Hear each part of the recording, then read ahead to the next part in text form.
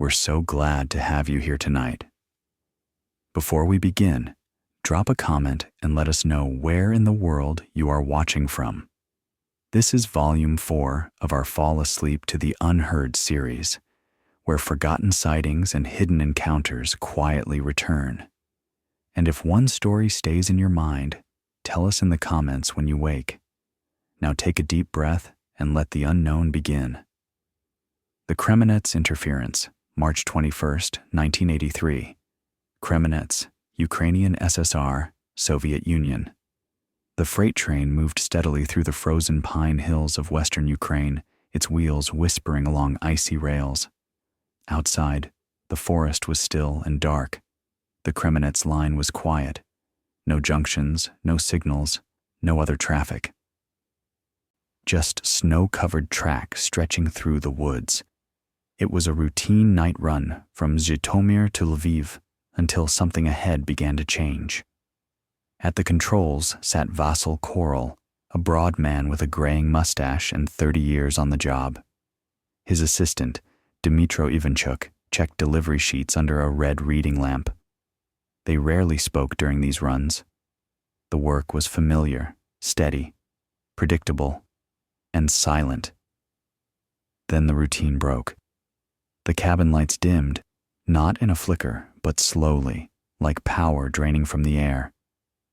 The voltmeter dropped, oil pressure followed. The digital signal alert, which usually confirmed track clearance, scrambled into static and died. Vasyl tried the radio. Nothing, just a hiss. A deep hum followed.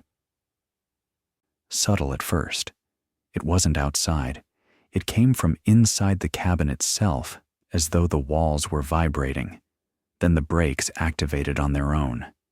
The train slowed to a full stop near kilometer post 2041, deep in the snow-covered woods. Everything went quiet. No fans, no gauges, just the low hiss of settling systems and the feeling they weren't alone. Vasyl slid open the window. A blast of freezing air came in, along with a soft amber glow bleeding through the trees ahead. It didn't belong to any rail signal. About 100 meters down the track, hovering just above the rails, was a sphere 4 meters wide, glowing like molten glass. It hung there without sound or sway. The air around it shimmered faintly like heat distortion. "It's not moving," Dmytro whispered, leaning across the cab. Neither of them stepped outside, not from panic, but from an odd, heavy stillness.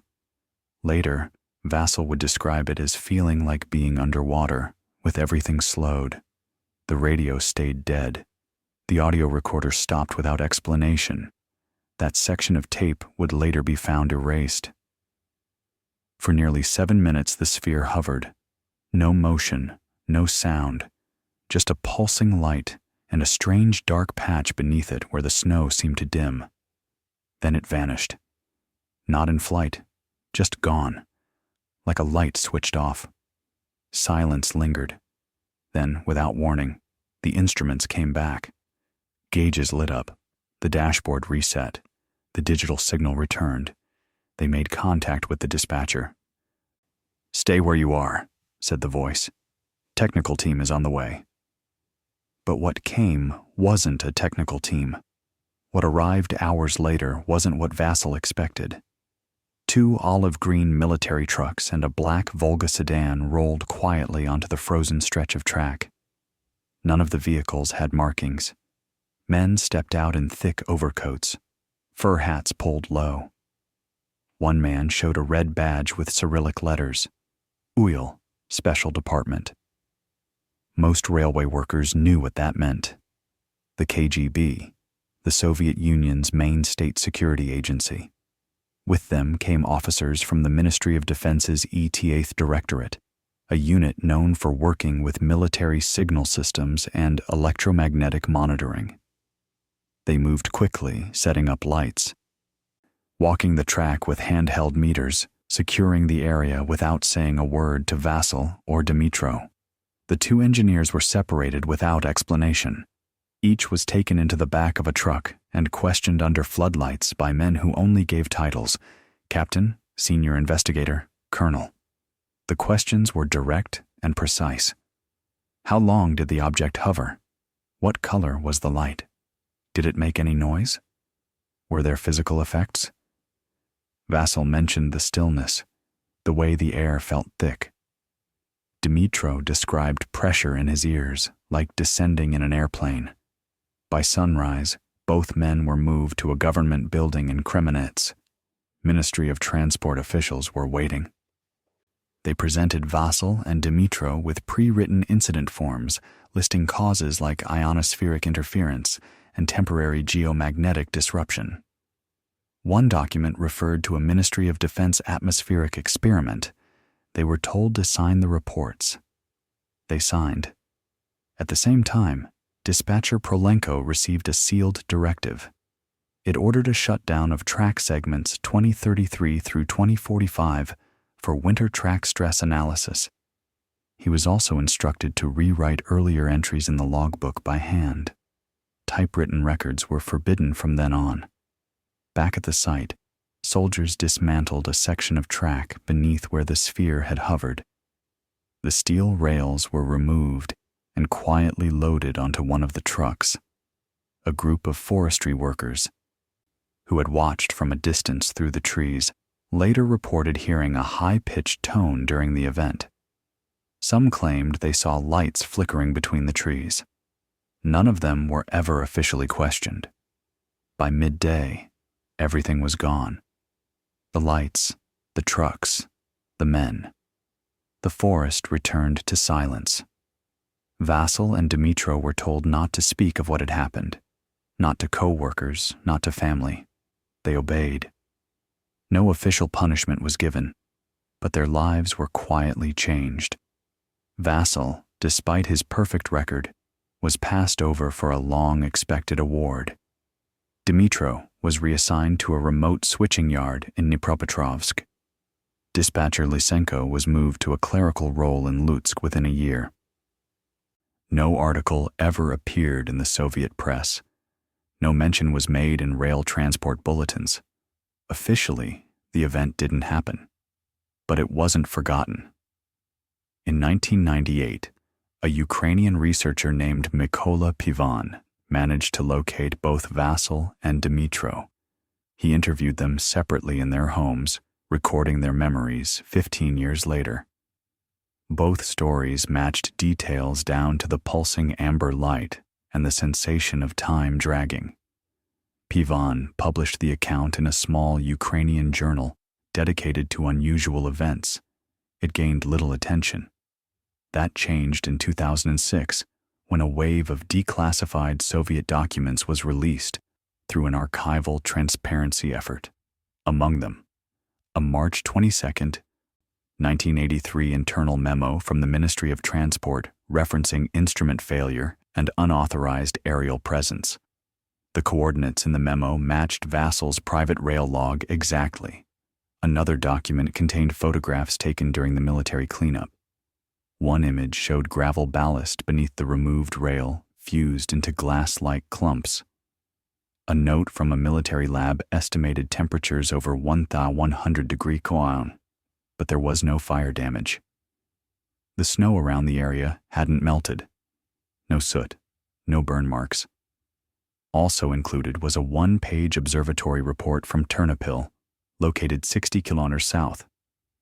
It recorded an unexplained electromagnetic surge during the same window of time the train had stalled.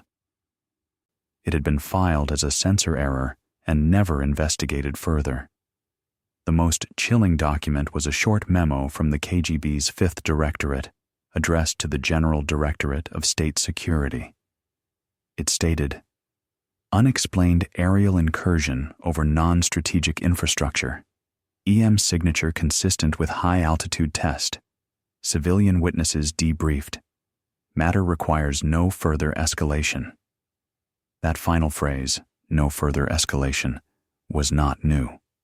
It had been used before, most notably in 1977 during the Petrozavodsk incident, when hundreds in Karelia saw a luminous object above the city, and the government called it an optical illusion caused by sunrise.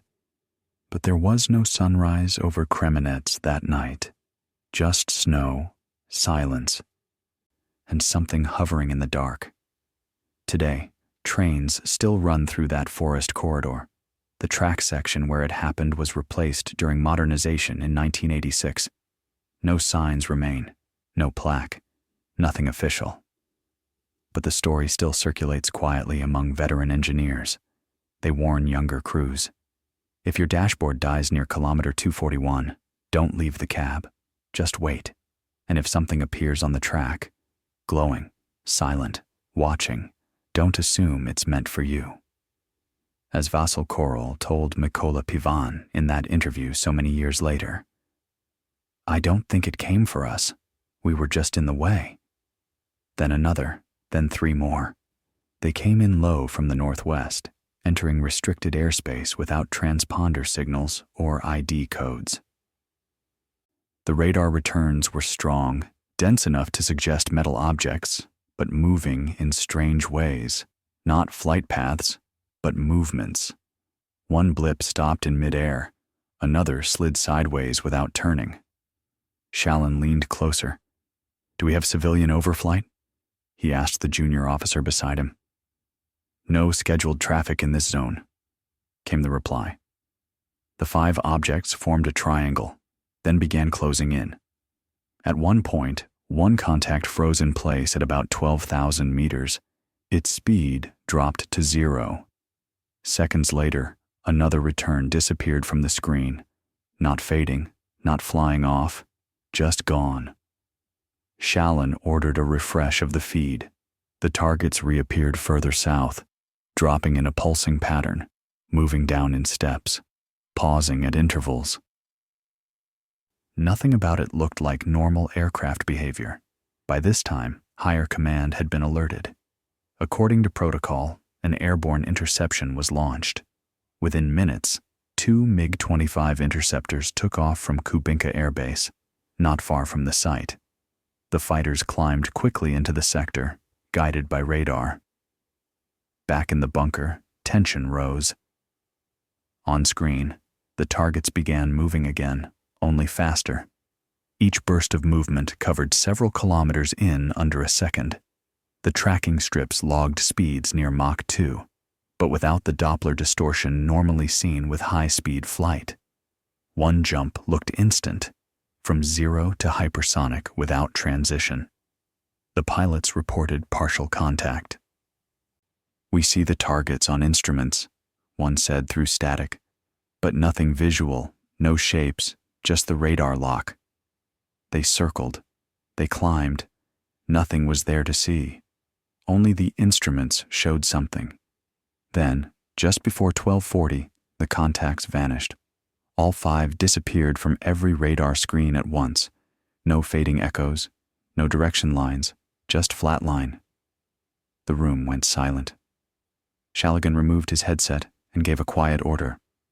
Archive all tapes, printouts, and logs. The team quickly gathered a full report, but it was never filed. Within hours, military jeeps rolled through the gates. A plainclothes officer introduced himself only as Major Chernov, carrying a Ministry of Defense order stamped with the GRU, the Soviet military's main intelligence branch. He was accompanied by men from the KGB's Second Chief Directorate, responsible for counterintelligence inside the USSR. No more credentials were shown. The radar facility was locked down. All magnetic tapes, printed logs, and strip-line readings were taken. Personnel were separated. Shallon was taken to a windowless room in another wing of the facility and questioned for more than a day. The questions were sharp, some technical, some guessing. Did he think the objects acted in coordination? Did they respond to radar sweeps? Were there any physical symptoms, ringing in the ears, dizziness, heat? He answered plainly, calmly. There had been no symptoms, only the sense that the objects acted on purpose.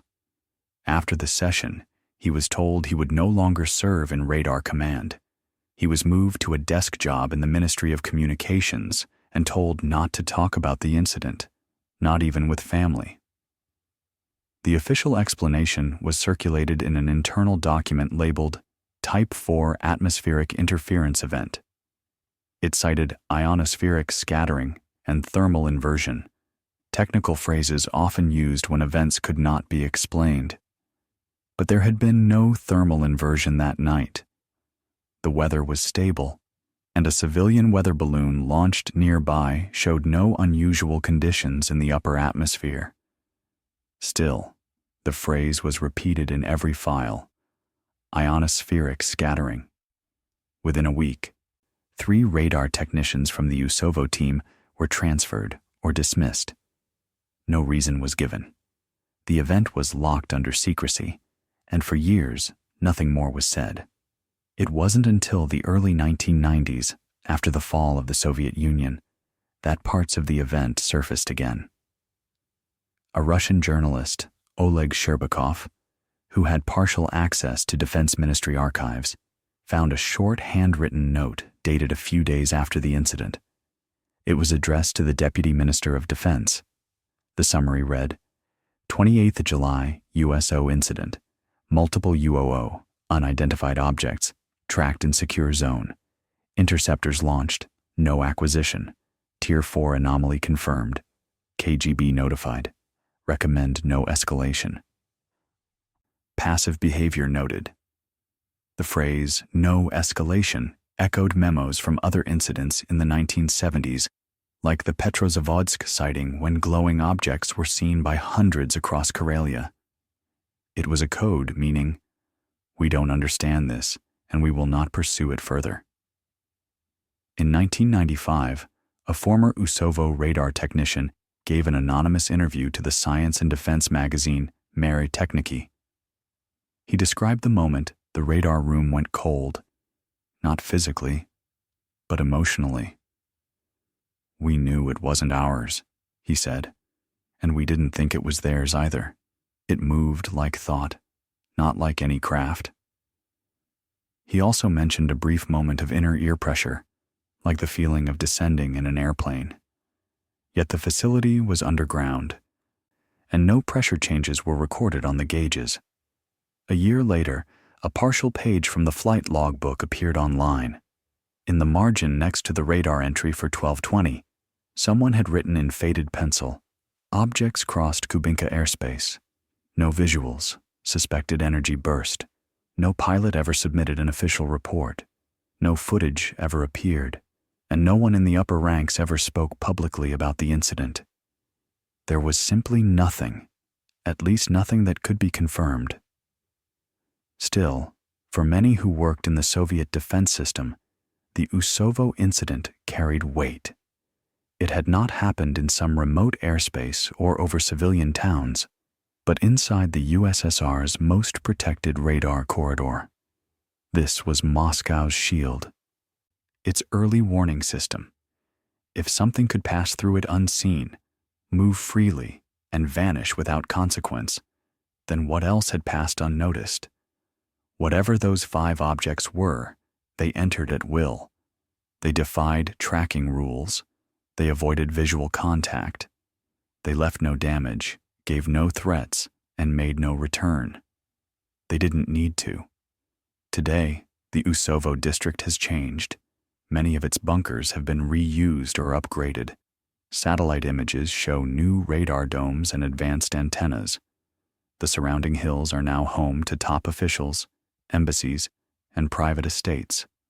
But under the upgrades and political borders, the memory of that night remains. For the men who watched those screens in the early hours, who recorded what couldn't be explained and were then silenced, one thing has never faded.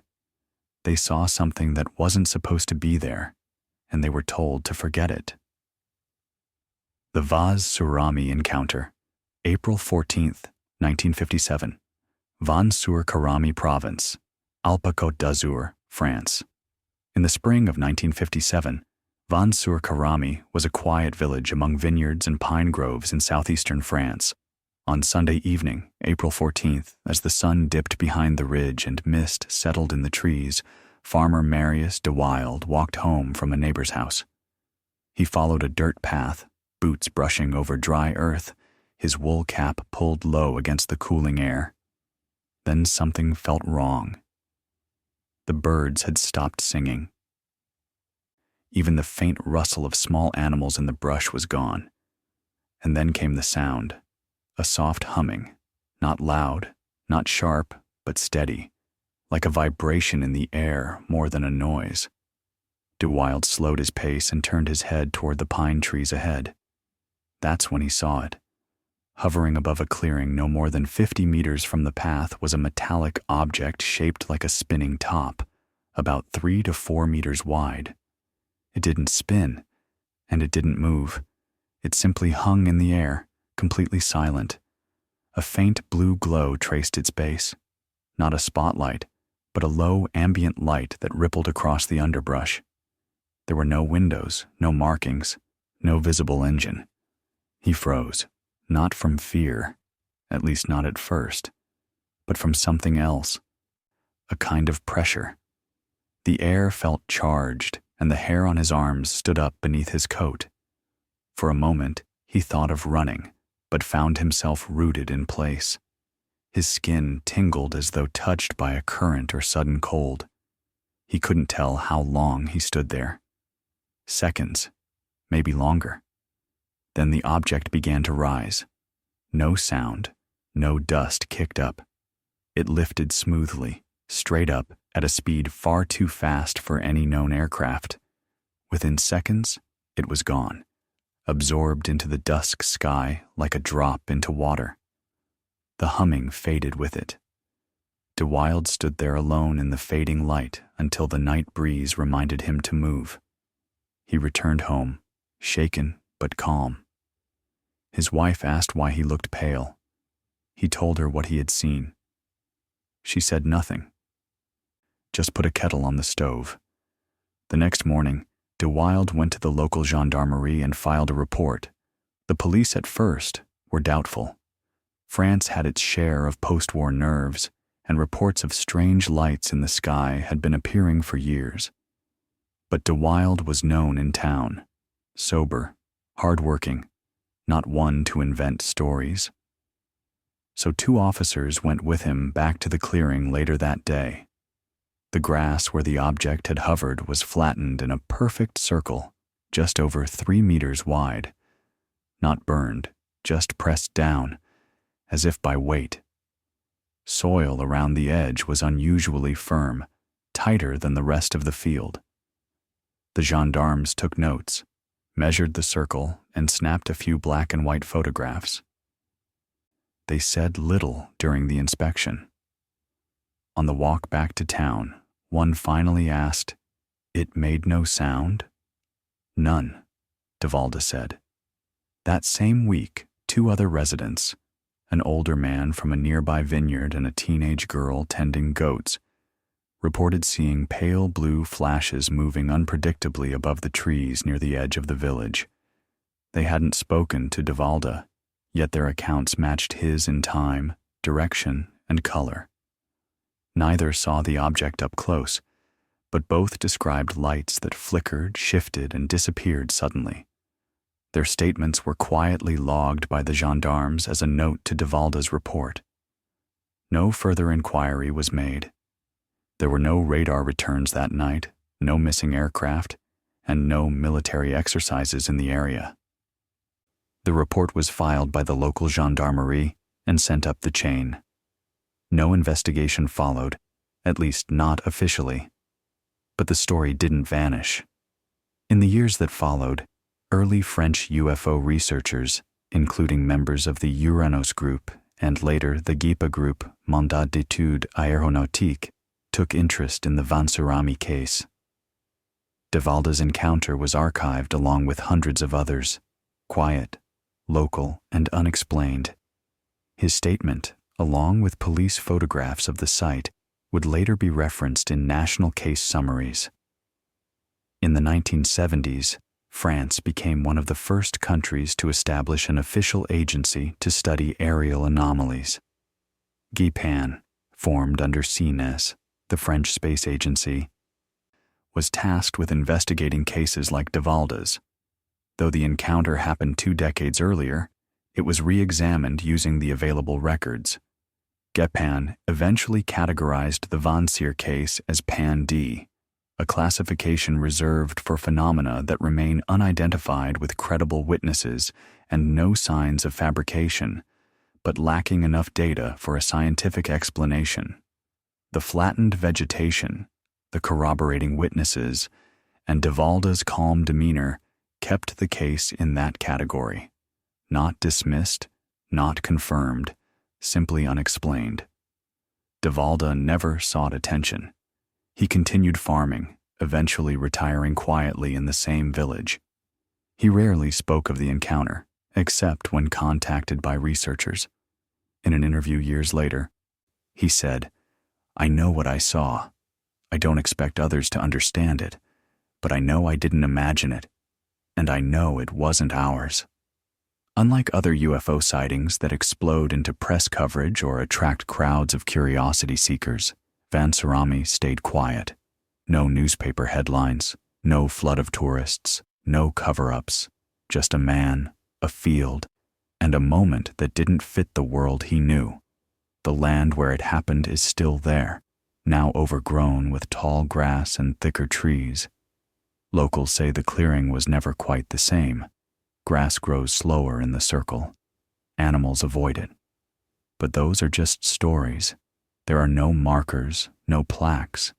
The police records were eventually archived, and like so many Cold War-era encounters in rural Europe, the event slipped quietly into the margins of history. But for researchers and historians of aerial phenomena, Vansier represents something important. A contact moment before the noise, before radar saturation, before media frenzy, before hoaxes and hysteria clouded the skies. It's a reminder that not all sightings come with proof. Some arrive in silence, stay for a minute, and leave nothing but the memory of something out of place.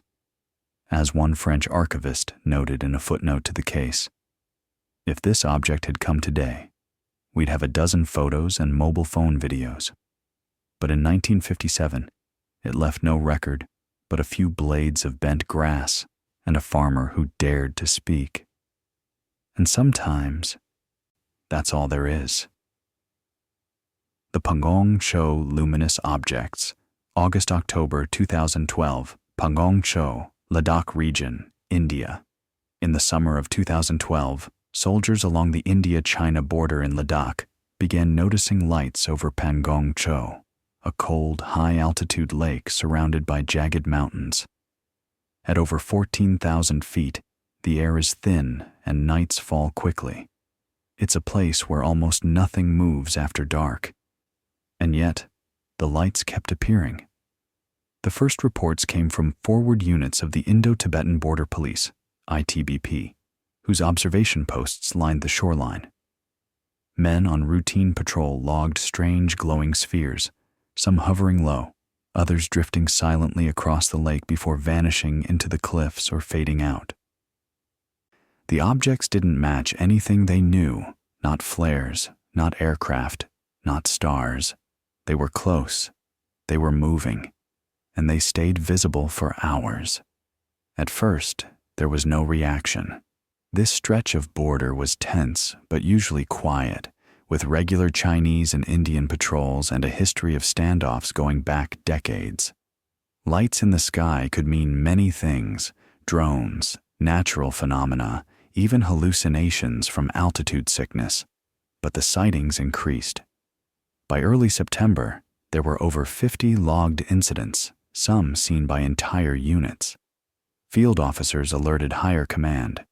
The Indian Army's 14 Corps, responsible for the region, ordered additional surveillance. At the same time, the Defense Research and Development Organization, DRDO, the National Technical Research Organization, NTRO, and the Indian Space Research Organization, ISRO, were quietly involved. A mobile team was sent to a mountaintop east of the lake. It carried a radar unit, a spectrum analyzer, and telescopic imaging equipment. Their goal: to determine whether the objects were solid and emitting signals. The results puzzled everyone. On nights when the luminous objects were clearly visible, sometimes for over 3 hours, there was no radar return, no radio frequency detected, no heat signature. Just light. Scientists from the Indian Institute of Astrophysics, IIA, based at a nearby observatory in Hanli, were consulted. Could these be celestial in nature? Reflections, Venus, ball lightning? But the lights didn't behave like any known natural source. They moved sideways, they hovered, and sometimes they changed direction abruptly. By the 3rd week of October, over 100 sightings had been logged. Internally, the case was taken seriously. Multiple agencies reviewed the logs and data. Some within the military suspected advanced Chinese drones. Others disagreed. No known drone could stay aloft that long in such thin air without fuel, control signal, or return path. And none explained why radar couldn't see them. The official position given to the press was that the lights were local atmospheric phenomena, possibly planets seen through thin air or misidentified aircraft at a distance. One retired defense official suggested illusions caused by temperature inversions, but in private briefings, the matter was left open. A few field accounts stood out. One came from a unit stationed near Finger 4, a known flashpoint along the disputed line of actual control, LAC. A patrol reported a glowing object that hovered just above the ridge for nearly 45 minutes. It moved in short bursts, seemed to change shape, and left no trail. When the men tried to photograph it with night vision, the camera malfunctioned. Another incident involved an NTRO technician who claimed to see 2 lights moving in formation across the lake's frozen edge, less than 200 meters apart.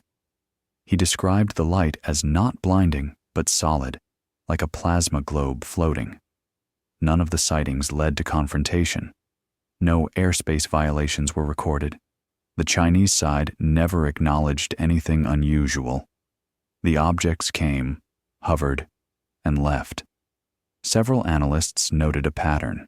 The objects appeared most often near dusk or dawn. They never responded to laser pointers or radio attempts, and none showed signs of propulsion, blinking lights, or navigation, normal traits of aircraft or satellites. An internal NTRO memo, dated October 24th, summarized the issue. Persistent aerial phenomena observed over Pangong Cho between 1945 to 2230 IST across multiple nights. No corresponding radar, RF, or IR signatures detected. Visual confirmation by multiple ground units. Phenomena remain unexplained.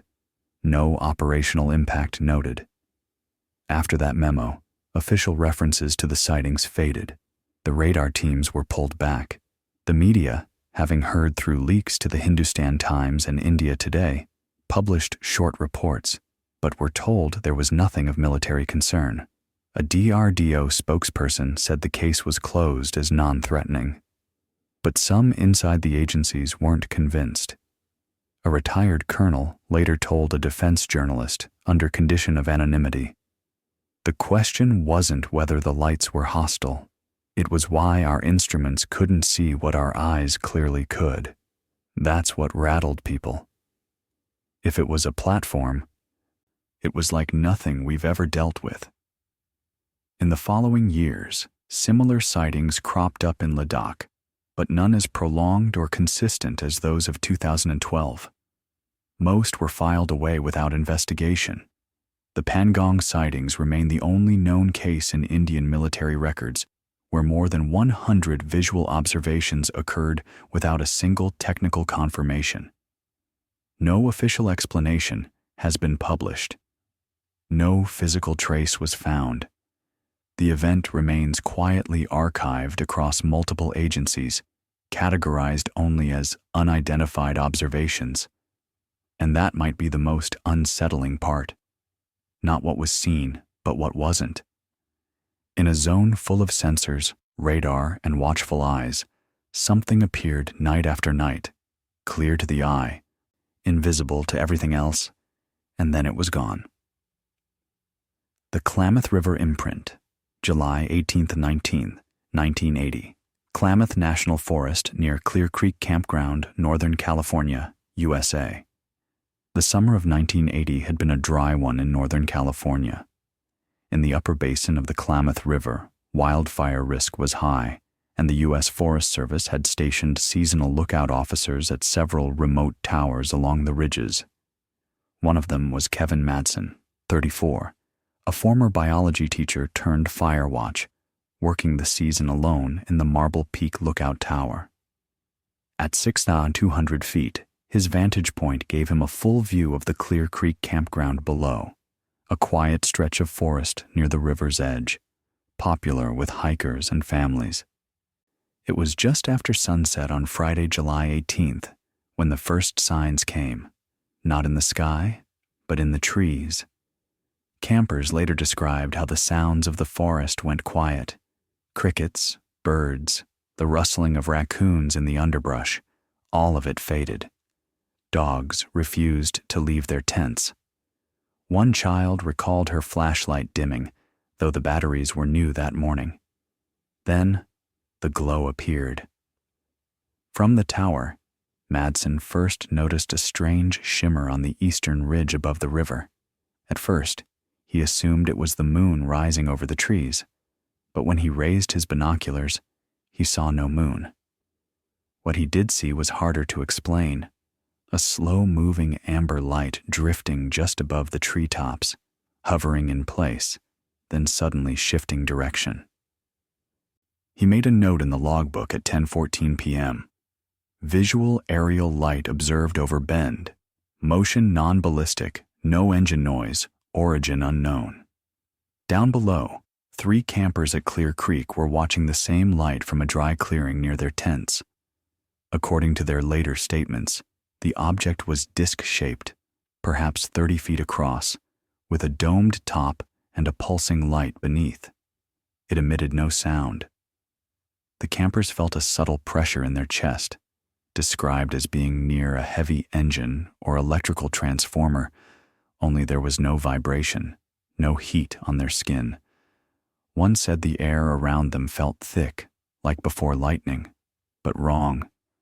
They also described a strange flickering in their battery lanterns, even though the lanterns were switched off. The glow from the object, amber with hints of red, cast long shadows over the trees, but nothing on the ground was directly lit. The craft hovered still for what they estimated was 2 to 3 minutes, then rose slowly, tilted slightly, and shot straight up into the night sky. It vanished in seconds. From his tower, Madsen saw only the vertical departure, what he called a dropout, as if the object had simply blinked out at high speed. There was no trail, no afterimage, just darkness returning where the glow had been. At dawn, word reached the Forest Service office in Eureka. Ranger Susan Alalston, patrol lead for the district, and her junior partner, Tom Valencia, were sent to the site. They arrived just after 7 a.m. on July 19th, accompanied by Madsen, who led them to the clearing where the campers said the object hovered. What they found was hard to dismiss. In the center of the clearing was a circular scorch mark, about 20 feet in diameter. The grass within the ring was browned and flattened, not burned completely, but clearly damaged by heat. In the middle was a patch of earth with a glassy residue, melted soil fused into a shallow lens shape. The area smelled faintly of ozone and burnt plants. Al Alston took Polaroid photographs, sketched the scene in her notebook, and collected 2 small soil samples in plastic bags, one from the outer ring and one from the inner. Tree bark around the edge showed signs of heat exposure. Blackened curling patches were visible about waist-high on 2 pines. Wildlife tracks, raccoon, and deer, led toward the clearing, but none entered the central zone. The tracks simply turned and moved away. She filed an internal memo that evening to her district supervisor. Area shows unusual heat damage. No evidence of fire source. Requesting soil sample analysis and photographic archive. No natural burn signs present. No campfire or flammable material in area. The memo was sent but received no formal response. No further investigation followed. Madsen's log entry, along with Alliston's memo, Polaroids, and sketches, were added to the incident folder in the regional archive. That archive, kept in a small ranger station west of Eureka, was destroyed in a fire 3 years later. Only a reference to the case remained, preserved in a secondary personnel file, a single sheet with a handwritten line, Clear Creek Anomaly, July 19, 1980. See Alliston Report. The campers, whose names were removed in public versions of the case, were interviewed once more by Forest Service officials before being told not to discuss the event with press or locals. According to a summary released years later by a retired ranger, they were told the incident had been a localized atmospheric reflection. No such condition was documented that night by NOAA or FAA observers. No report was filed with NORAD, and no military aircraft were noted in the region. Years passed. Then, in 1987, a researcher connected with Northern Anomalies. Quarterly uncovered mention of the incident during an interview with a retired Forest Service technician. The researcher obtained a partial scan of Alliston's field sketch and a summary of her memo. It was the first public reference to what would later be called the Klamath River imprint. When asked in an informal interview why the case had never been shared with federal agencies, Alliston replied simply, "We weren't told not to report it. We were told not to guess." That was the difference. In the decades since, the physical evidence has vanished, lost to time and fire, but the memory remains with those who were there. Kevin Madsen never filed a follow-up. He worked 2 more Firewatch seasons, then moved back to Humboldt County. In a short letter to the same researcher in 1991, he wrote, "I know what I saw. It wasn't lightning, it wasn't military, and it wasn't an illusion. I can still see the way it moved like it wasn't affected by gravity. No other sightings were reported in the region that summer, but the event stayed in quiet circulation among Forest Service staff." Rangers who worked the district in the 1980s recalled hearing about the burn ring at Clear Creek, though few had seen it themselves. The clearing, according to later photographs, eventually grew over with wild grass and saplings. But some former rangers claimed the plants in the center grew slower for years afterward, never quite returning to the same texture or density as the surrounding forest. No academic or military study followed. No seismic activity was recorded that night. The imprint was never formally explained. And yet, the story lingers. Even now, it's used in training sessions. Not officially, but as a whispered reminder. Sometimes things happen in the forest that don't fit the forms, don't match the manuals. Rangers are trained to observe and record, but not to guess. That's the rule. But questions remain. Why would an object hover silently, emit such focused heat, and then vanish without sound or trail? What caused the chest pressure, the electrical flicker, the avoidance patterns in the animals? And why was no outside agency brought in, not even to dismiss the claims? For those who study ground trace phenomena, cases where an aerial encounter leaves a physical mark, Klamath River sits in a rare category. There was no panic, no press, just a clear night, a few silent witnesses, and a patch of earth changed by something that left no name. In time, It became one of those quiet files that disappear from public records but persist in memory, passed down in footnotes and stories, retold around ranger stations, and referenced only as the imprint case. There was no conclusion. But the wilderness doesn't forget. The Emilson abduction, May 10th, 1978, Emilson, Lublin, Vivitip, Poland. By the late 1970s, Emilson was like many small villages tucked into the eastern farmland of Poland. Quiet, isolated, and largely untouched by modern life. Most families farmed or raised animals.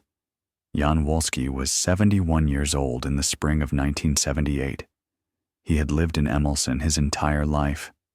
A modest man, Wolski was known for being calm, hard-working, and deeply connected to the land.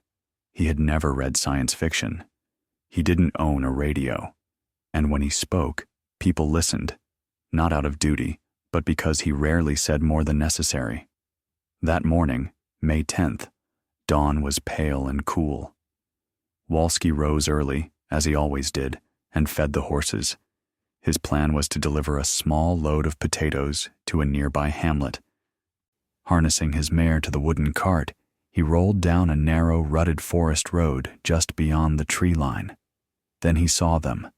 Two figures were walking along the edge of the path. At first, Wolski thought they might be young men from the next village, perhaps mushroom pickers, which wasn't uncommon in spring. But as his cart approached, he slowed. Something about their movements was off. Their limbs moved strangely, too smooth, too fluid. They wore dark, tight-fitting overalls made of a material Wolski couldn't recognize. Their skin was pale, almost olive gray. Their faces were small and narrow, with almond-shaped eyes set wider apart than seemed natural. They had no visible hair, no eyebrows, no ears. They spoke to each other in a language he couldn't understand. Quick, sharp syllables that didn't resemble Polish, Ukrainian, or anything he'd ever heard. Wolski didn't panic. He said later that he simply observed, as he always did when working around animals or in the woods. The two figures then silently motioned for him to come with them. No weapons, no force, just an odd sense of expectation. He climbed off his cart, following them roughly 30 meters into the forest. There, in a clearing he had known since childhood, sat a large object suspended about 5 feet above the ground. It didn't rest on legs or wheels. It floated. The object was boxy, nearly the size of a small barn, but rounded at the corners. Its surface was metallic, dull white or silver, and seemed smooth without rivets or seams. A ramp extended from the lower part and, without hesitation, the figures walked up it. Wolski followed. Inside was quiet. No hum, no vibration, just silence and a faint smell. He compared it to ozone or freshly cut mushrooms. The interior was lit, but he couldn't see any obvious lamps or bulbs. The light had no source. It simply was. There were 4 other beings inside, dressed the same, speaking the same strange language. They motioned for Wolski to remove his clothes. Again, he said later that he felt no fear, only confusion and a sense of being observed, studied, but not harmed. He undressed to his underwear and stood on a platform while one of the beings appeared to inspect him with a small device, no bigger than a deck of cards. It made no sound. He wasn't touched. The inspection took less than a minute. Another being opened a small cabinet and removed what looked like a biscuit. Wolski refused to take it. After what he guessed was 15 minutes, the same 2 beings who had led him into the craft gestured for him to leave. He dressed and stepped back down the ramp. The object remained hovering silently as he returned to his horse and cart. Moments later, from about 30 meters away, Wolski turned back. The craft lifted without dust, without sound, rose vertically through the trees, and vanished into the sky. The 2 beings were gone. Wolski arrived home mid-morning and immediately told his family what had happened. His sons, skeptical but curious, walked with him back to the clearing. What they found was simple but undeniable. 4 square impressions in the soil, evenly spaced, each about the size of a shoebox. The grass around them was slightly pressed down, as though by weight. Not scorched, not broken, just pressed. The trees around the site were untouched. Word spread quickly. Within a day, neighbors and villagers were visiting the site. Children played near the impressions. Mothers whispered, and men smoked silently, glancing upward. 2 days later, a group of researchers arrived from Warsaw. Among them was psychologist and UFO researcher Zbigniew Blania-Bolnar, who conducted interviews and filmed Wolski recounting his experience.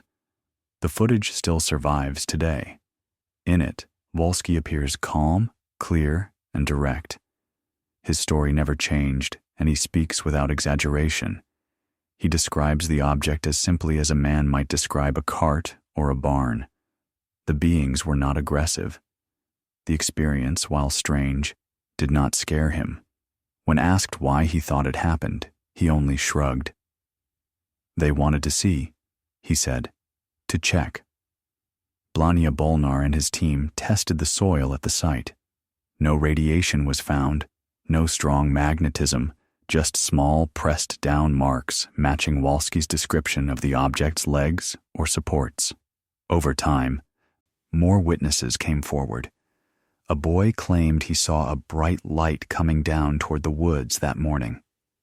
A local beekeeper noticed his hives were unusually quiet on May 10th. A young woman reported hearing a strange buzzing, like wind through metal, at dawn. None of them had spoken to Wolski beforehand. No official investigation followed, at least not a public one. But later reports said Poland's Ministry of Internal Affairs, MSW, quietly collected sightings from rural areas throughout the 1970s and 1980s, especially cases with visible craft or ground marks. Internal memos from the time, later found by Polish researchers, suggest that Wolski's case was noted but never pursued. Years passed and Wolski continued farming, caring for his horses and attending Sunday Mass. He never changed his story and never looked for attention. When asked again in the 1980s by another researcher if he still stood by what he said, he simply nodded. "There was nothing to gain," he said. "Why would I lie?" In 2005, a monument was put up at the edge of the Emilson Forest, a tall stone column with a carved design of the craft and an inscription that reads, "On 10th May 1978, in Emilson, a UFO object landed. The truth will astonish us in the future." To this day, the story remains one of Poland's most widely documented and studied UFO cases. Blania-Bolnar's reports were published in national journals. The Polish government never gave an official statement. For researchers of the unusual, Emilchin represents something rare, a case with one strong witness, physical marks, a psychological check, and supporting local reports, all within the Cold War Eastern Bloc, far from Western media. For the village itself, the story never became a show. It stayed what it always was, a strange morning, quietly told, quietly remembered.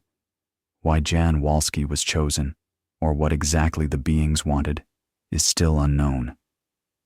But Emilchin remembers, even if the world does not.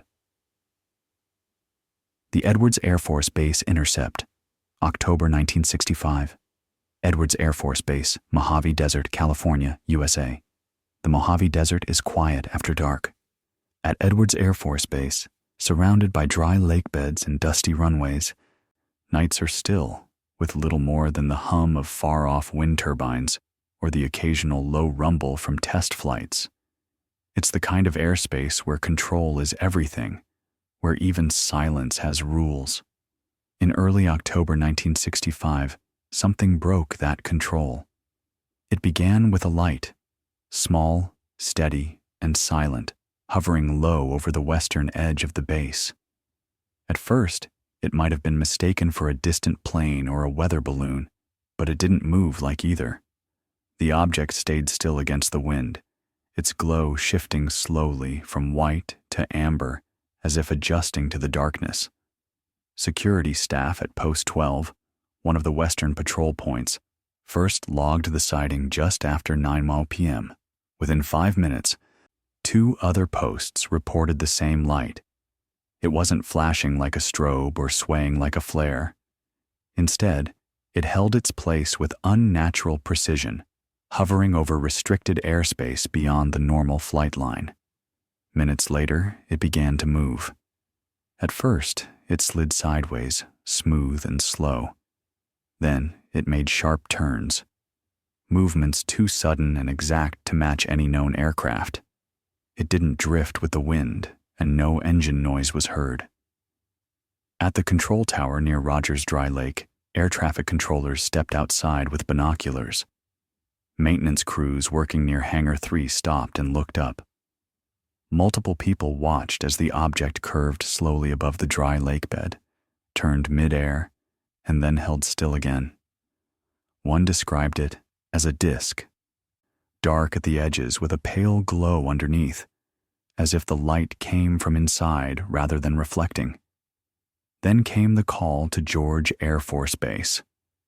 2 F-106 Delta Dart interceptors were scrambled at once, sent toward the western slope where the object had last been seen. Orders were clear. Visual confirmation only. No engagement. No radar lock. Both pilots made contact within minutes. From the air, the object looked the same. Steady, glowing, and silent. One pilot reported a dome-like metallic shape, but not reflecting. More like the light slid across its surface. The other said it seemed to be watching them. As the jets closed in, the object rose, not slowly, but with sudden speed no aircraft at the time could match. It shot straight up, then turned sharply westward and vanished over the ridge. Both pilots lost sight within seconds. Radar picked up nothing. Back at the base, the incident was fully documented. Statements were collected from tower staff, maintenance crews, ground security, and the pilots. Weather was checked. Clear skies, light wind, no unusual conditions. No civilian or military flights were scheduled. A check with the FAA confirmed nothing was in the area. Internal reports labeled it an anomalous aerial object with non-ballistic movement. A note was entered in the air defense log, but NORAD was not alerted. Within 48 hours, an Air Force officer from Wright-Patterson arrived, though unnamed. He was connected to what was still then an active wing of Project Blue Book. He interviewed the pilots privately. Ground observers were not re-interviewed. No search of the runways or airspace was done. The case was classified as Class D unexplained, multiple confirmed sightings, no radar match, no known aircraft. It never appeared in public summaries. Decades later, researchers using the Freedom of Information Act, FOIA, uncovered fragments of the case. A redacted log from October 7, 1965, confirmed an unscheduled scramble at 9:17 p.m., coded as a visual intercept based on ground reports. A declassified radar note years later stated, visual confirmation by tower and patrol. Object non-reflective. Maneuvers inconsistent with planes or helicopters, radar negative, no emissions. An internal memo dated October 9, 1965 read, the object showed controlled movement and acceleration beyond our test parameters. No sign of hostile craft. Recommend no further distribution beyond command. There was no press release, no public mention. The case stayed sealed, just another file of unexplained sightings. Only when civilian UFO researchers cross-checked Air Force intercept logs through FOIA did the story link back to Edwards. Retired staff filled in details. A former maintenance chief recalled being told not to log the sighting, only to mark that training had paused. A tower observer, years later, said the light was too smooth, too deliberate, like a machine that didn't care if we saw it or not. Inside Edwards, the story faded. No second sightings occurred. The intercept logs were quietly removed from routine files. The pilots, according to one account, were reassigned within a year. But the pattern wasn't unique. Days earlier, a similar glowing object had been seen at Vandenberg Air Force Base, again with no radar, no sound, and multiple witnesses. No official link was made, but researchers noted the timing and location. By the 1980s, Project Blue Book was closed. The Edwards case stayed hidden in classified files until FOIA declassifications revealed the flight log and radar notes. Even now, it remains unresolved. There was no confrontation, no airspace violation, no photos, no telemetry, just trained observers seeing something that defied explanation. One retired radar specialist later said, "We had the best detection systems in the world. That night, the systems didn't matter. We couldn't see it, but everyone else could. In the Mojave's vast silence, many things go unnoticed. But this wasn't one of them. The light came, it stayed, and when challenged, it left, without trace, without sound, without explanation. Some stories are hidden because they're sensitive, others because they don't fit. This one was both." The La Serena encounter, 1977, near La Serena, Coquimbo region, Chile. The coastal air outside La Serena cools quickly after sunset. In 1977, the roads outside this northern Chilean city were quiet, lined with farmland and sharp ridges running toward the Pacific. It was along Route D41 near El Romero that something strange disturbed an otherwise calm night. Two officers of the Carabineros, Chile's national police, were on patrol just after 10 p.m. They drove slowly through the dark valley. The only sounds were gravel under their tires and the faint crackle of their radio. Their job that night was simple: watch over the nearby farms and keep the road clear. The lead officer, Ernesto Vidal, later said he first saw it while rounding a curve. A bright light hanging still above a hillside ahead. It didn't flicker, didn't move, just hovered. At first, he thought it was a helicopter. But there was no sound, no wind from rotors, no extra lights. As they came closer, the light, a white glow with a hint of blue, remained still, less than 200 meters ahead and about 50 meters above the hill. They stopped the car.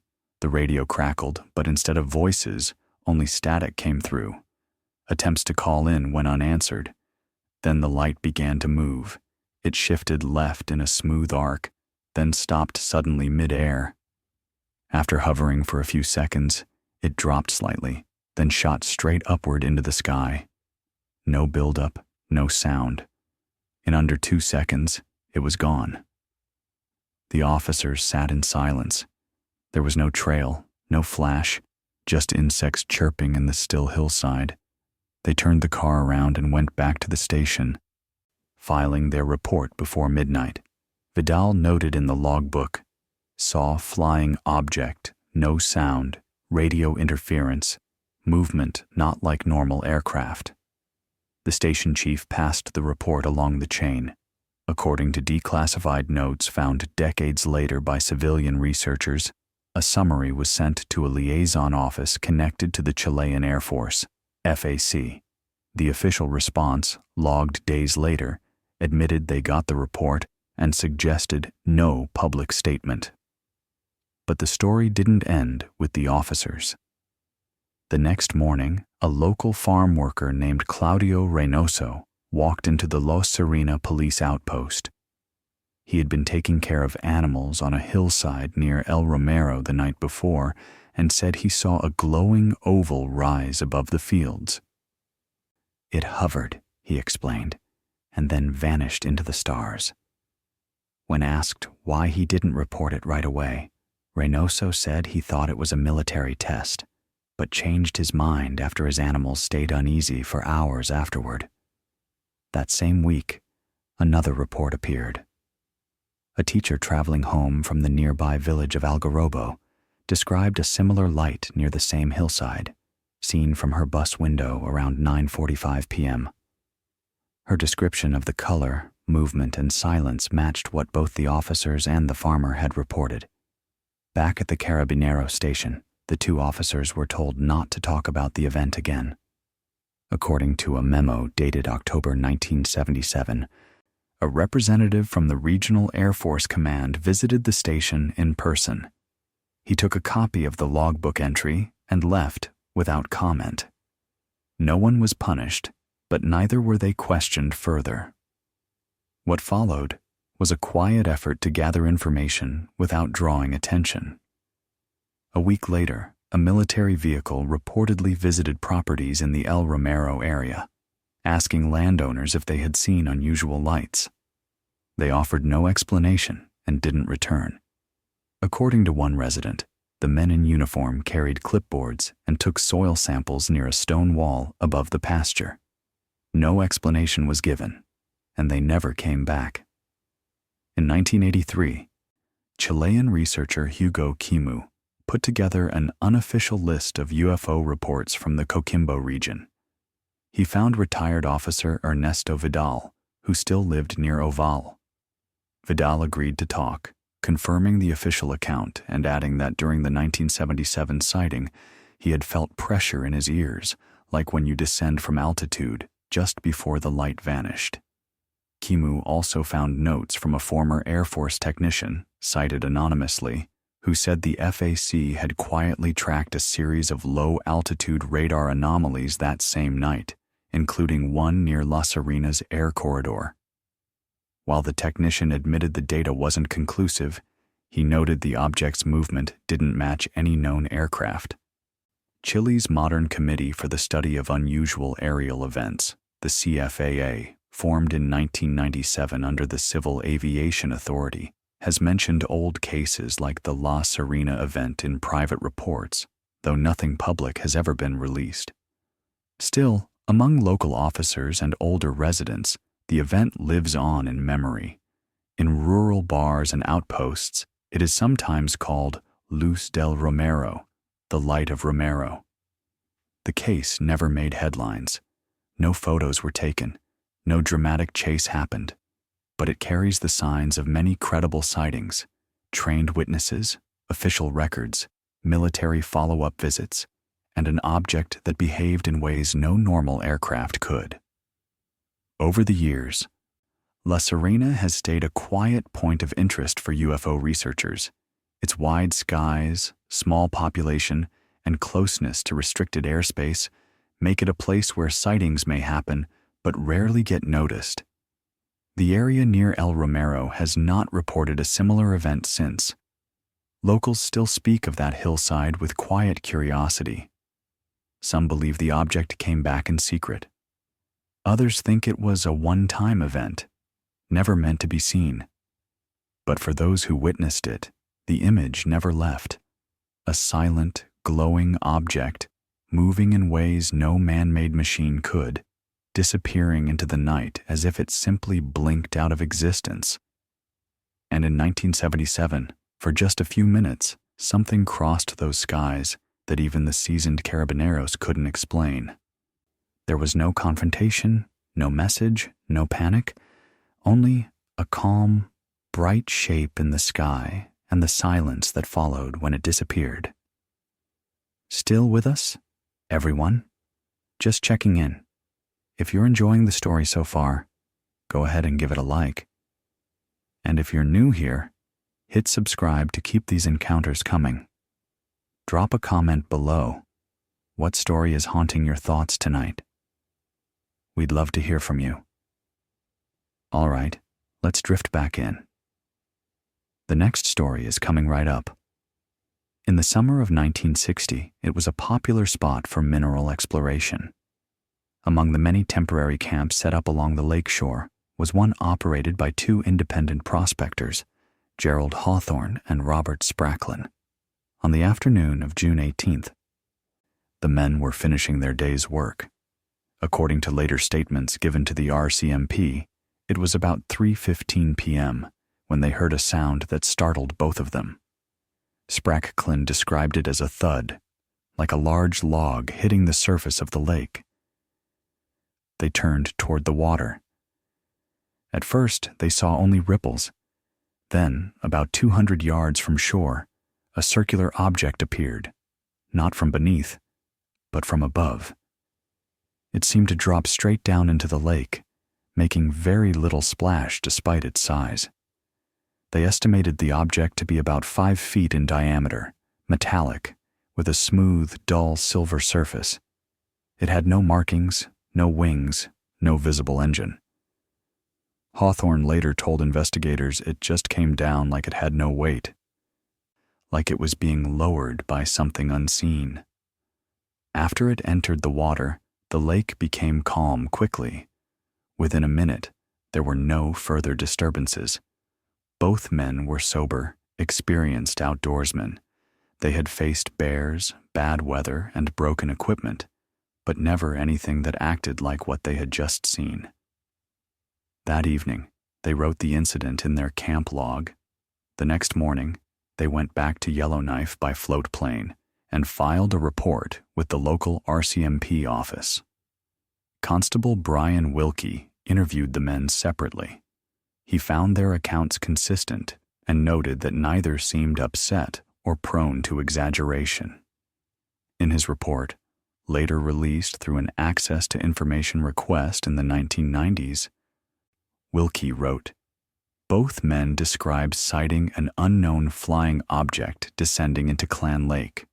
No normal aircraft matching the description was reported in the area." The RCMP sent the case to the Department of National Defense, D&D, in Ottawa.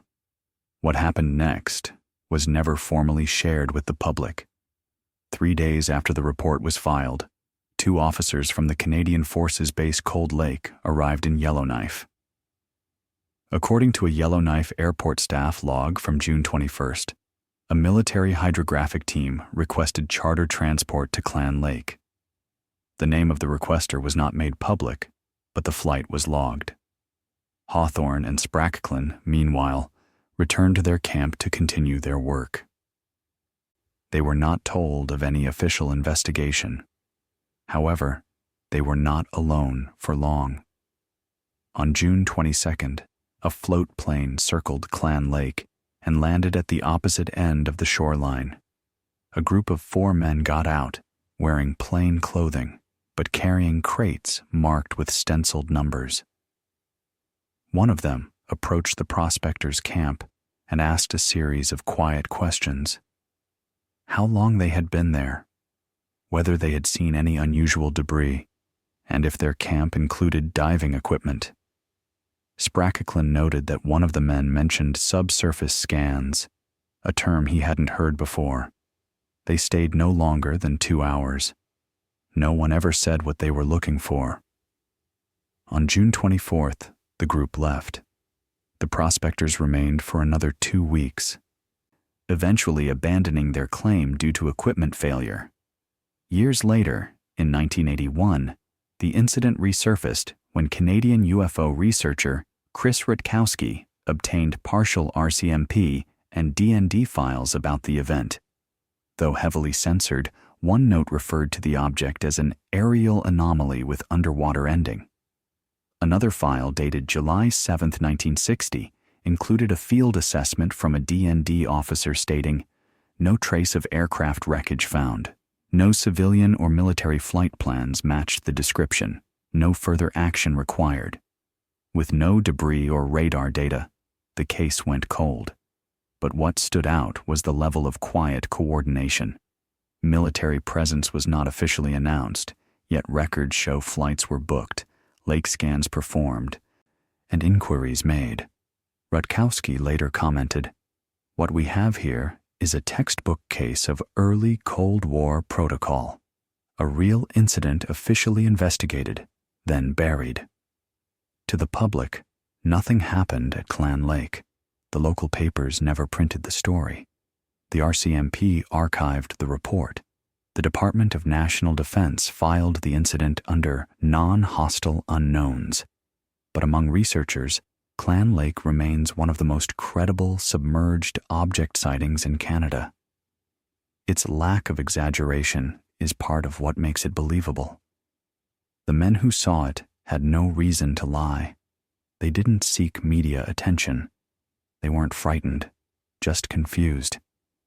Spracklen passed away in 1989.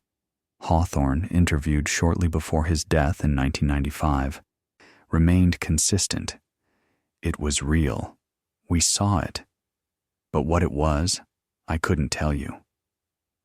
One of the more interesting details came decades later from a retired Department of Transport employee who claimed to have reviewed internal memos about the case. In a 2002 letter to the Canadian UFO Survey, he wrote, "There was concern it might be a foreign surveillance device, but the way it dropped didn't match balloon or drone behavior." The term controlled drop was used in one internal note. No such technology was known to exist in 1960. Unlike cases involving flashing lights or abduction claims, the Clan Lake event belongs to a quieter category: unprovoked, unpublicized, and unresolved. It fits into a larger history of Canadian sightings that were quietly recorded, sometimes investigated, and often shelved. There is no monument at Clan Lake, no local legends, only a faint ripple in the historical record and the memory of two men who stood by their story. In 2016, a private expedition led by civilian researchers tried to revisit the site using side-scan sonar. Though bad weather limited their search, no unusual debris was recovered. They reported odd sonar reflections in one part of the lake bed, but lacked the resources to dive or collect samples. To this day, the official line remains unchanged. No confirmed object, no further inquiry. But among researchers, the Clan Lake incident carries quiet weight. It is a reminder that not all sightings come with flashing lights or military chases. Some arrive without sound, leave without warning, and fall into places where no one looks. And when two men who knew the land, knew the lake, and trusted their own senses say that something unnatural came down that day, it becomes hard to dismiss. Not every mystery announces itself. Some just drift down from the sky and vanish into a cold northern lake, as if to say, "You weren't meant to find me," only to notice the Calvine photograph. August 4th, 1990, near Calvine, Perthshire, Scotland, UK. The Scottish Highlands hold a quiet that feels timeless. Rolling hills fade under grey skies. Near the village of Calvine, the land remains remote and still. Easily overlooked, rarely disturbed. That's what made the event on August 4th, 1990 so striking. It appeared from nowhere in a place where nothing usually happens. And to this day, it has never been fully explained. Two men, both unnamed in public records, were hiking just north of Calvine near the A9 road. One of them carried a camera. They were walking toward a remote lodge when they noticed something unusual in the sky. A large diamond-shaped object, metallic in appearance, was hovering silently just above the tree line. Its surface reflected the early evening light, but not with the shine of polished steel, more like dull aluminum, faintly glowing. It made no sound. It gave off no exhaust, and it wasn't alone. Hovering nearby, almost accompanying it, were two fast-moving military jets, later identified by shape as RAF Harriers. The jets circled the object, banking slowly but deliberately, never straying far. The object didn't try to escape. It didn't speed up. It simply remained in place, hanging in the air as if it had no weight, no engine, no concern for gravity. The witnesses ducked low behind some brush and snapped 6 photographs. The film would later reveal one frame in particular that stood out. Clear, sharp, with both the diamond object and one of the RAF jets in the same shot. It later became known simply as the Calvine photograph. The men, unsure of what they had seen, handed the negatives to the Daily Record, a Scottish newspaper known for publishing everything from political scandals to local folklore. A journalist there contacted the Ministry of Defense for comment. The comment never came. Instead, the photograph, the negatives, and the report were taken. The story was never printed, the witnesses were never identified, and the photograph disappeared from public view for more than 30 years. At the time, the Ministry of Defense had a unit quietly tracking reports of unidentified aerial phenomena, though the term UFO was still officially used in documents.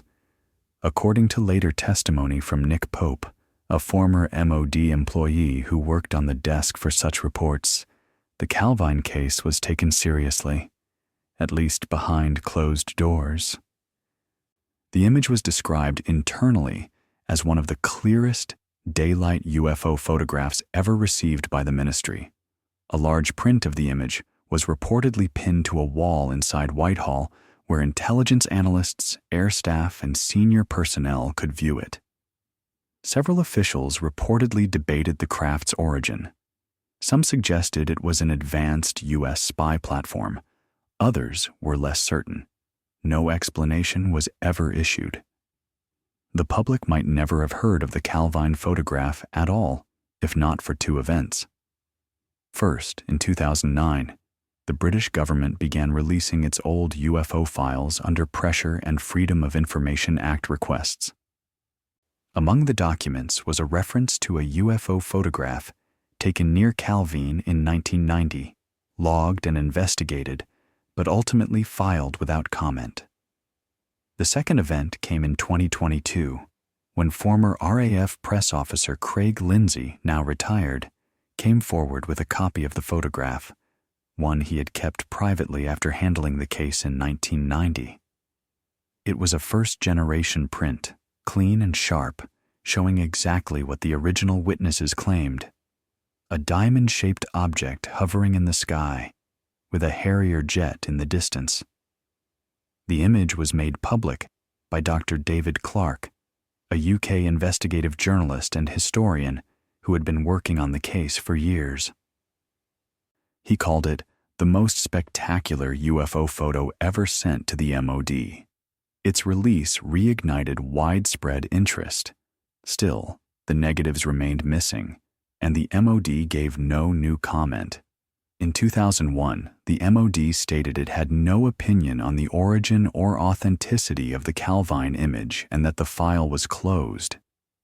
But internal documents released through FOIA showed a more careful approach. A 1993 memo mentioned concerns that the photograph could cause unnecessary public alarm if released without explanation.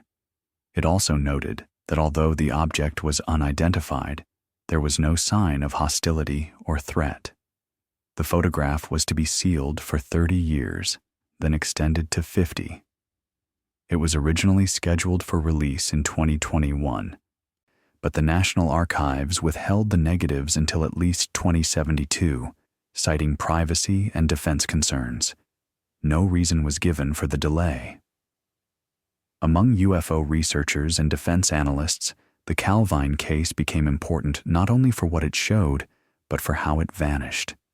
Some suggested the object was part of a U.S. secret project, such as the rumored Aurora high-speed spy plane, but others argued such a craft would not hover silently and certainly wouldn't be tested over Scotland without RAF knowledge. Another theory connected the case to other sightings of triangular and diamond-shaped objects across the UK during the late 1980s and early 1990s, a time marked by Cold War tension, secret aircraft testing, and growing civilian interest in classified technology. What made Calvine unique was not just the photo, It was the combination of military involvement, official seizure, FOIA trails, and the complete lack of any solid explanation even decades later. The identities of the two hikers have never been made public. According to Lindsay, the press officer who first received the negatives, they were respectable, serious men who seemed genuinely shocked by what they had seen. There was no sign of a hoax or fake. They never sought attention or money. In fact, they seemed worried about what they'd seen and wanted clarity, not fame. After turning in the photographs, they disappeared from the story completely. No follow-up interview was ever released. No official search into their identities was carried out publicly. The Calvin case is often compared to the Petit Rachan photograph from Belgium during the 1989 to 1990 Belgian wave. Another clear image of an unidentified object. But that photo, despite its fame, was later admitted to be a hoax. Calvin, however, has never been proven false, and unlike Petit Rachan, it was taken by military intelligence within hours of being submitted. That difference still matters to researchers. As of 2025, the original negatives remain locked away. Multiple FOIA requests by British journalists, citizen researchers, and academics have been denied or delayed. While the print shared by Craig Lindsay offers strong visual evidence, experts note that, without the negatives, the image cannot be fully confirmed using forensic analysis. Yet, for many, the photograph speaks for itself. What it shows is not dramatic. There's no beam of light, no creature, no crowd, just a single metallic object quietly holding its position above the Scottish hills, accompanied by military jets in clear daylight, witnessed by civilians, and written about by the press before vanishing into silence. It didn't come with a crash site or radar track, but it also didn't fade into myth like many others. It was recorded. It was taken seriously, and it was hidden. The Calvin photograph stands not just as a rare visual mystery, but as a lesson in how governments quietly handle unexplained events. The British Ministry of Defence never declared the object a threat, but it also never told the public what it believed had happened.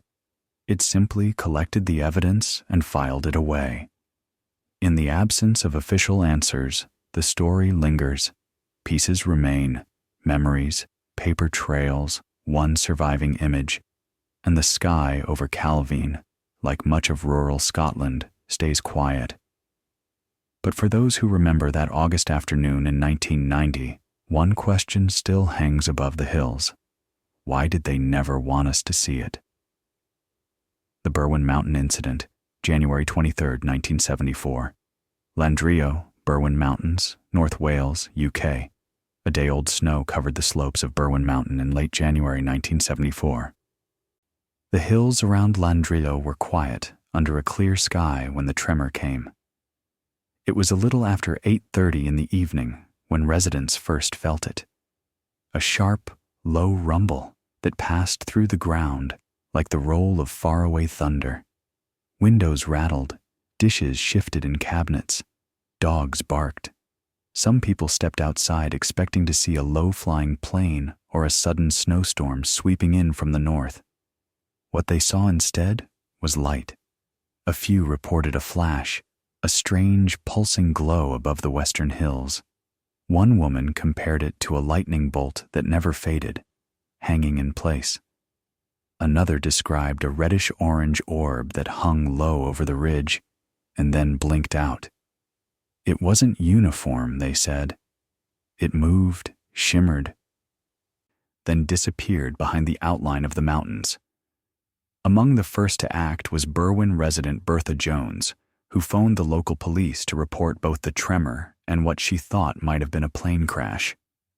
Other calls followed. In nearby Llandrillo and Corwin, residents told officers they had seen what looked like a fire on the mountain. Some were sure they had witnessed a downed aircraft. maybe a military jet or a small civilian plane lost in the dark. By 9:00 p.m., Dyfed Powys Police had begun coordinating a response. Officers were sent to the slopes above Landrillo. Ambulance services were alerted, but there was no distress signal, no explosion, and no wreckage. RAF West Drayton, responsible for UK airspace monitoring, confirmed that no military or civilian aircraft had been reported missing. Still, the search went on. In a farmhouse overlooking the valley, a district nurse named Pat Evans had been preparing for bed when her windows briefly lit up. She remembered the moment clearly, her dogs growling, the feeling of static in the air. A phone call soon followed, telling her about a possible crash nearby. Without hesitation, Evans gathered her 2 daughters and drove toward the mountain road. As they climbed the ridge, the sky opened wide in front of them. And there it was.